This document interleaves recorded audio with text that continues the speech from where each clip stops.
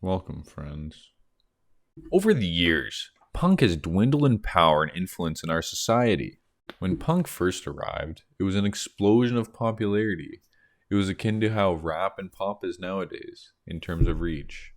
But the difference is, the music made by the original punks, in the traditional sense, was thought provoking, critical of the establishment, and had the power to actually make a difference. But unfortunately, to most people nowadays, punk is all about Sid and Nancy, wearing old school punk shirts for a fashion trend, and is somehow almost tied to being emo. And that to me makes no sense. And the only way I could possibly make sense of it would be that someone buried the original purpose of punk in order to diminish its influence.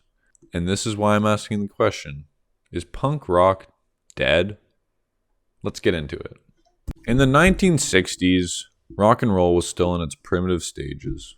We had acts at the time such as Chucky Berry, the Kinks, the Rolling Stones, the Beatles, the Beach Boys, Elvis Presley, and the Doors. But in 1967, when the Velvet Underground released their debut album, The Velvet Underground and Nico, people knew something was different about this collection of music. With provocative themes such as BDSM and homosexuality, this band wasn't afraid of being With provocative themes such as BDSM and homosexuality, this band wasn't afraid of being gritty and talk about topics that other bands wouldn't dare touch at the time. Music today would be completely different without this band's influence.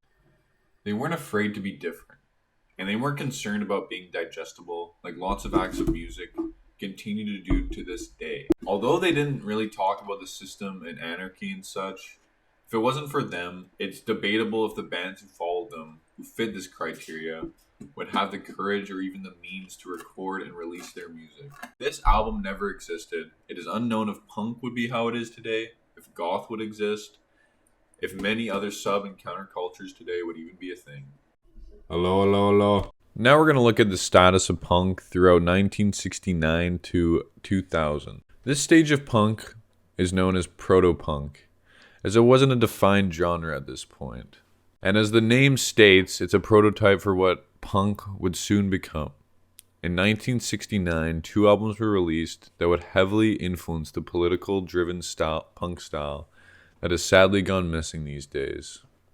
These albums were the self-titled The Stooges album with frontman Iggy Pop and Kick Out the Jams from MC5. Following these album releases, in the next year, numerous punk bands were formed, including the Modern Lovers, Third World War, Tonstein Sherbin, which brought in more of the political anarchy sound. And MC5 and the Stooges, respectively, released a second album this year, making the wave of punk stronger. And over the next 5 years, from 1970 to 1975, many bands exploded onto the scene, including Death, Devo, The Punks, Ramones, The Talking Heads, just to name a few. Arguably, the peak of true punk rock in 1975, Motorhead, the Sex Pistols, the Runaways, and in 1976, Black Flag, Buzzcocks. After all this, punk was a solidified staple genre from that time to the present day. Raw, gritty, powerful sound made waves over the entire world. And to this day, almost every city has a punk community, although some small in 2024. Love of punk will never die for some who see it as a way of life, not just a style of music.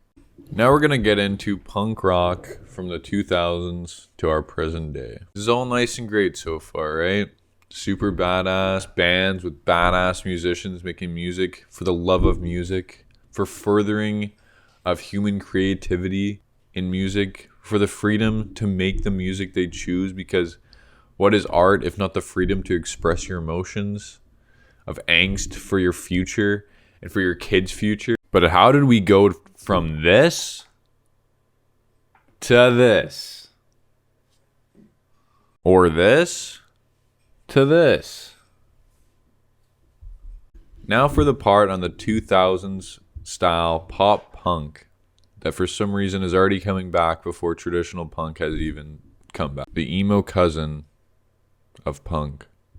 Now the line here is quite blurred in my opinion. There should be a sub-genre of pop punk called emo pop punk, Because bands like Green Day, Sub 41, and The Offspring are considered pop punk, but they don't have the whiny singing most people associate with pop punk. Bands like Green Day kept the political aspect alive in their music, while others would see punk more as an alternative rock or a singing style that didn't focus on making a change in the world. Not to say I don't like these bands, I don't even mind some of MGK's music.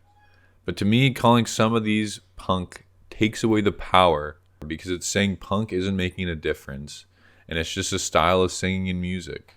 My point is that when you call all these bands punk, it takes away the reaching power of the ones actually criticizing government and mix it in with songs about being young and getting with girls. I love punk rock and all these variations of punk rock, but we need a new politically driven punk movement today more than we've ever needed it before.